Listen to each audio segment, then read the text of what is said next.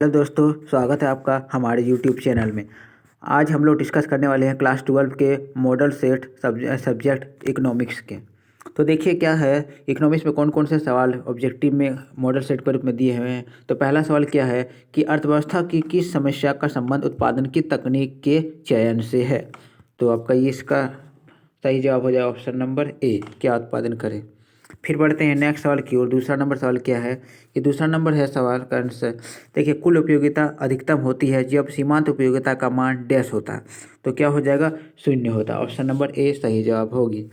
फिर बढ़ते हैं हमारे अगले सवाल की ओर। तीसरा नंबर क्या है, सामान्यतः एक उदासीनता वक्र होता है। तो उदासीनता वक्र क्या होता है, ऑप्शन नंबर सी मूल बिंदु की ओर उत्तल। फिर बढ़ते हैं हमारे चौथे नंबर सवाल की ओर। क्या है, सामान्यतः एक मांग वक्र की ढाल होती है। तो मांग वक्र की ढाल कैसी होती है, वो होती है ऋणात्मक। ऑप्शन नंबर बी सही जवाब हो जाएगी। फिर बढ़ते हैं हमारे नेक्स्ट सवाल की ओर।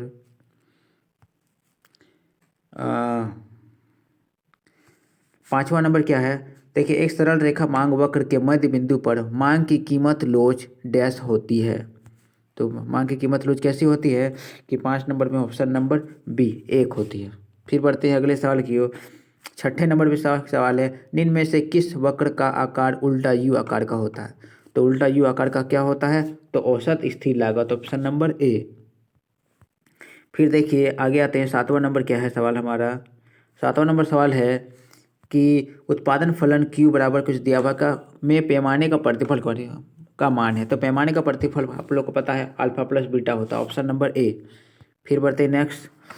देखिए जब आठवां नंबर क्या कर रहा है, जब सीमांत लागत औसत लागत से कम होती है तब औसत लागत क्या होगी। तब औसत लागत क्या होती है, ऑप्शन नंबर ए घटती है। ठीक है। फिर बढ़ते हैं अगले सवाल की ओर। नौ नंबर सवाल क्या है, उत्पादन की मात्रा में परिवर्तन करने पर किस लागत में परिवर्तन नहीं होता है। तो किस लागत में परिवर्तन नहीं होता है, तो 9 में हो जाएगा ऑप्शन नंबर डी कुल स्थिर लागत।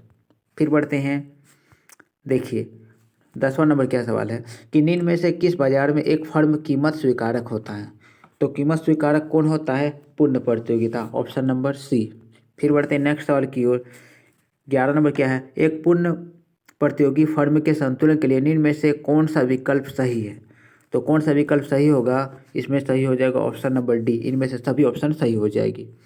फिर आते हैं 11 नंबर सवाल क्या कहता है कि निम्नलिखित रेखाचित्र से पूर्ति की लोच के किस मान की माप किया जाता है। देखिए एक चित्र दिया हुआ, उससे अगर पूर्ति लोच पता करना होगा। तो देखिए इसका सही जवाब हो जाएगा आपका 12 नंबर का ऑप्शन नंबर बी, 1 से कम। फिर आते हैं 13 नंबर। 13 नंबर सवाल में क्या है कि एकमुश्त कर लगाने से किसी वस्तु की पूर्ति पर क्या प्रभाव होता है। तो क्या प्रभाव होता है, पूर्ति कम हो जाती है। ऑप्शन नंबर ए सही जवाब है। फिर बढ़ते हैं 14 नंबर। देखिए अन्य बातें समान रहने पर किसी वस्तु की मांग में वृद्धि होने से बाजार संतुलन पर क्या प्रभाव होगा। तो क्या प्रभाव होगा, ये ऑप्शन नंबर बी हो जाएगा उसका सही जवाब। संतुलन कीमत में वृद्धि और संतुलन मात्रा में कमी होगी। फिर देखिए आपका 15 नंबर सवाल। 15 नंबर क्या है, अधिक की मांग की स्थिति में कीमत की प्रवृत्ति होती है। तो कैसी होती है, वृद्धि होने की। Option number B.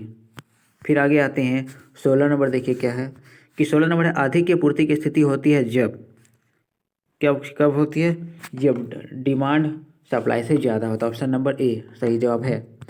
फिर आगे आते हैं 17 नंबर क्या है।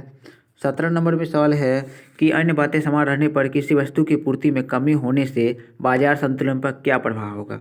तो क्या प्रभाव होगा, ऑप्शन नंबर बी, संतुलन कीमत में वृद्धि एवं संतुलन मात्रा में कमी होगी। फिर देखिए 18वां नंबर क्या है सवाल। 18 नंबर है, एक अधिकार में अधिकतम कुल आगम के उत्पादन स्तर पर वस्तु की मांग की कीमत लोच कितनी होती है। तो कितनी होती है, 1 से कम। ऑप्शन नंबर सी हो जाएगी सही जवाब। फिर बढ़ते हैं नेक्स्ट सवाल कि 19 नंबर क्या कर रहा है। 19 नंबर क्या कर रहा है कि द्वैधिकार में विक्रेताओं की संख्या कितनी होती है। तो द्वै अधिकार, यहाँ पे द्वै अधिकार दिया हुआ, तो विक्रेता की संख्या 2 होगी। ऑप्शन नंबर डी का सही जवाब है। फिर बढ़ते हैं 20 नंबर क्या कह रहा है। 20 नंबर में है, निम्न में से किस बाजार में विभेदीकृत वस्तुओं का उत्पादन होता है। तो विभेदीकृत वस्तु का उत्पादन होता है ऑप्शन नंबर बी, एकाधिकृत प्रतियोगिता में। फिर आगे आते हैं, देखिए ये एक पुस्तक का नाम है the general theory of employment interest and money. नाम है पुस्तक का लेखक कौन है? तो ये पुस्तक लिखा किसने है? J.M. केन्स ने, ऑप्शन नंबर सी। फिर बढ़ते हैं, देखिए 22 नंबर क्या है कि जीडीपी और एनडीपी में क्या संबंध है? तो जीडीपी एनडीपी में संबंध है ऑप्शन नंबर सी, ये आपका सही जवाब हो जाएगा। फिर आगे बढ़ते हैं, ये 23 नंबर क्या है? 23 नंबर है निम्न में से किस वस्तु के निर्माण में गेहूं एक मध्यवर्ती वस्तु है? तो मध्यवर्ती इसमें से किस में होगी? मध्यवर्ती लगभग इनमें से सभी ऑप्शन सही हो जाएगा आपका। फिर देखिए आगे बढ़ते हैं, 24 नंबर सवाल क्या है? 24 नंबर में है किसी वर्ष जीडीपी की गणना में निम्न में से किस मद के मूल्य को शामिल नहीं किया जाएगा? तो 24 में क्या हो जाएगा? शिक्षक का शिक्षण मूल्य, ऑप्शन नंबर सी सही जवाब है। फिर बढ़ते हैं, 25 नंबर क्या है?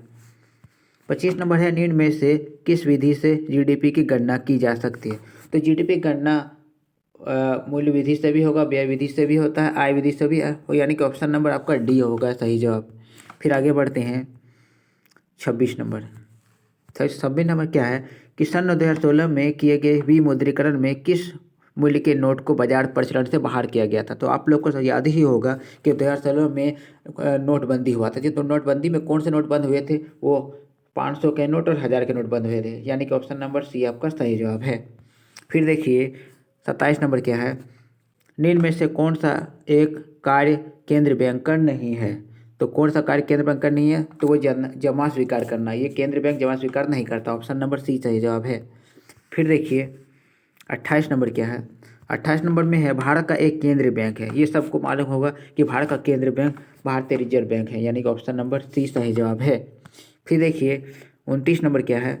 29 नंबर में है निम्न में से सबसे तरल मुद्रा कौन सी है? तो 29 सबसे तरल मुद्रा कौन है? M1, ऑप्शन नंबर ए सही जवाब है।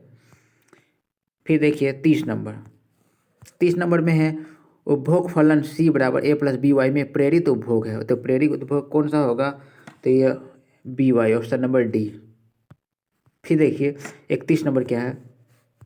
31 नंबर है MPC प्लस MPS बराबर क्या होता है? तो ये हो जाएगा 1, ऑप्शन नंबर सी। ठीक है। फिर देखिए कि निम्न रेखा चित्र में स्वायत्त निवेश की रेखा है। देखिए एक चित्र बनाया हुआ है और चित्र से बेसिस क्वेश्चन नीचे दिया हुआ है, तो इसमें ऑप्शन सही आंसर क्या हो जाएगा?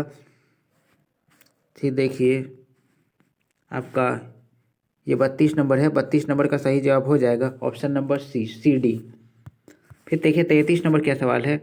33 नंबर में है कि किसी अर्थव्यवस्था में यदि MPS बराबर 0.4 है तो गुणक का मान क्या होगा? तो गुणक का मान निकालने के लिए आपको पता ही है कि 1 से माइनस कर देंगे 0.4, तो आपका सही जवाब होगा 0.6, ऑप्शन नंबर सी सही जवाब हो जाएगा। फिर देखिए 34 नंबर क्या कह रहा है? 34 नंबर कह रहा है निम्न में से प्रत्यक्ष कर का एक उदाहरण कौन सा नहीं है? तो प्रत्यक्ष कर में वस्तु एवं सेवा कर नहीं होता, ऑप्शन नंबर सी। फिर देखिए 35 नंबर क्या है? 35 नंबर है कि निम्न में से सार्वजनिक वस्तु का एक उदाहरण कौन सा है? तो सार्वजनिक वस्तु वो होता है जो सभी यूज कर सकते हैं, यानी ऑप्शन नंबर बी सड़क हो जाएगा सही जवाब। फिर देखिए कि भारत में GST कब लागू किया गया? तो GST लागू हुआ था 2017 में, ऑप्शन नंबर सी। अगला सवाल है 37 नंबर कि राजस्व व्यय और राजस्व प्राप्तियों के अंतर को क्या कहते हैं? तो क्या कहते हैं? ये राजस्व घाटा कहते हैं, ऑप्शन नंबर डी। फिर देखिए 38 नंबर क्या सवाल है? 38 नंबर में है कि व्यापार संतुलन क्या है? तो व्यापार संतुलन क्या होता है? कि निर्यात और आयात का अंतर, ऑप्शन नंबर बी। फिर आते हैं 39 नंबर पर सवाल क्या कह रहा है कि यदि कोई भारतीय किसी चीनी मोबाइल कंपनी को खरीदता है तो इस लेन देन में भारत के भुगतान संतुलन में कहाँ दर्ज किया जाएगा? तो कहाँ दर्ज किया जाएगा? तो ऑप्शन नंबर ए चालू खाते के डेबिट मद में। तो ये देखिए अब 40वां नंबर सवाल आ गया जो आपका आखिरी सवाल है। क्या कह रहा है निम्न में से कौन सा मद भुगतान संतुलन के चालू खाते का एक घटक है? तो कौन सा घटक है? ऑप्शन नंबर डी वस्तुओं का निर्यात का। तो ये रहा आपके सारे 40 के 40 सवाल जो सारे पर एग्जाम को लेकर काफ़ी इंपॉर्टेंट है। तो तैयारी करते रहिएगा, मिलते हैं नेक्स्ट वीडियो में।